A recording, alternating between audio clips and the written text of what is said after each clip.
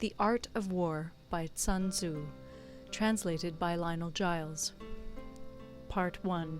Laying Plans. Sun Tzu said, "The art of war is of vital importance to the state. It is a matter of life and death, a road either to safety or to ruin. Hence it is a subject of inquiry which can on no account be neglected. The art of war, then, is governed by 5 constant factors, to be taken into account in one's deliberations when seeking to determine the conditions obtaining in the field. These are 1. The moral law, 2. Heaven, 3. Earth, 4. The commander, 5. Method and discipline.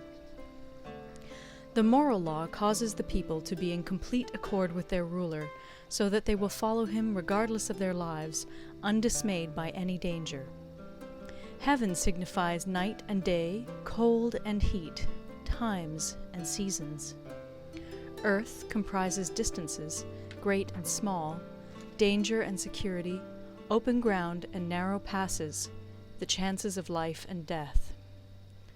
The commander stands for the virtues of wisdom, sincerity, benevolence, courage, and strictness. By method and discipline are to be understood the marshalling of the army in its proper subdivisions, the graduations of rank among the officers, the maintenance of roads by which supplies may reach the army, and the control of military expenditure. These 5 heads should be familiar to every general. He who knows them will be victorious. He who knows them not will fail.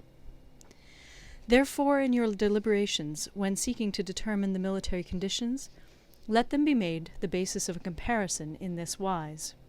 1. Which of the 2 sovereigns is imbued with the moral law? 2. Which of the 2 generals has most ability? 3. With whom lie the advantages derived from heaven and earth? 4. On which side is discipline most rigorously enforced? 5. Which army is stronger?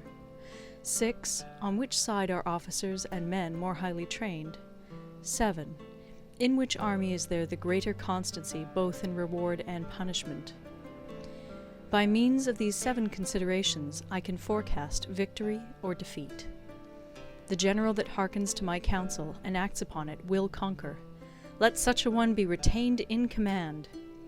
The general that hearkens not to my counsel nor acts upon it will suffer defeat. Let such a one be dismissed. While heeding the profit of my counsel, avail yourself also of any helpful circumstances over and beyond the ordinary rules. According as circumstances are favorable, one should modify one's plans. All warfare is based on deception. Hence, when able to attack, we must seem unable. When using our forces, we must seem inactive. When we are near, we must make the enemy believe we are far away. When far away, we must make him believe we are near. Hold out baits to entice the enemy, feign disorder, and crush him. If he is secure at all points, be prepared for him. If he is in superior strength, evade him. If your opponent is of choleric temper, seek to irritate him. Pretend to be weak, that he may grow arrogant. If he is taking his ease, give him no rest. If his forces are united, separate them. Attack him where he is unprepared. Appear where you are not expected. These military devices, leading to victory, must not be divulged beforehand. Now the general who wins a battle makes many calculations in his temple ere the battle is fought. The general who loses a battle makes but few calculations beforehand. Thus do many calculations lead to victory, and few calculations to defeat. How much more no calculation at all? It is by attention to this point that I can foresee who is likely to win or lose. End of Part 1. Part 2. Waging War.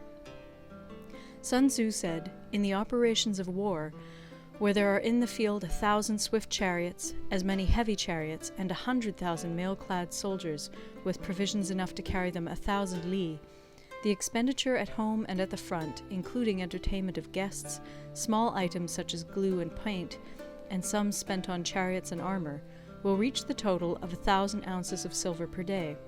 Such is the cost of raising an army of 100,000 men. When you engage in actual fighting, if victory is long in coming, then men's weapons will grow dull and their ardor will be damped. If you lay siege to a town, you will exhaust your strength. Again, if the campaign is protracted, the resources of the state will not be equal to the strain. Now, when your weapons are dulled, your ardor damped, your strength exhausted, and your treasure spent, other chieftains will spring up to take advantage of your extremity. Then no man, however wise, will be able to avert the consequences that must ensue. Thus, though we have heard of stupid haste in war, cleverness has never been seen associated with long delays. There is no instance of a country having benefited from prolonged warfare. It is only one who is thoroughly acquainted with the evils of war that can thoroughly understand the profitable way of carrying it on. The skillful soldier does not raise a second levy. Neither are his supply wagons loaded more than twice. Bring war material with you from home, but forage on the enemy. Thus the army will have food enough for its needs. Poverty of the state exchequer causes an army to be maintained by contributions from a distance. Contributing to maintain an army at a distance causes the people to be impoverished. On the other hand, the proximity of an army causes prices to go up, and high prices cause the people's substance to be drained away. When their substance is drained away, the peasantry will be afflicted by heavy exactions.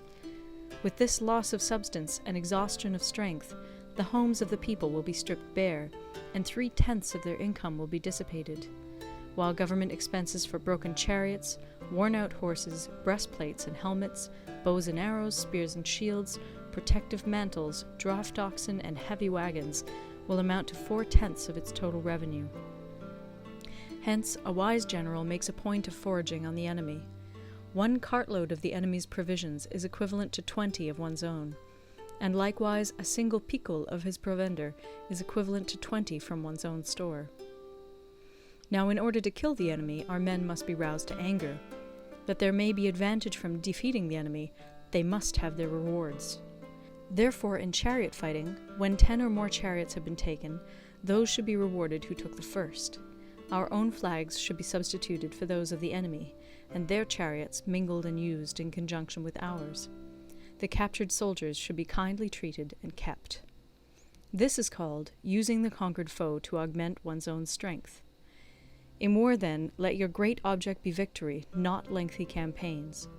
Thus it may be known that the leader of armies is the arbiter of the people's fate, the man on whom it depends whether the nation shall be in peace or in peril. End of Part 2.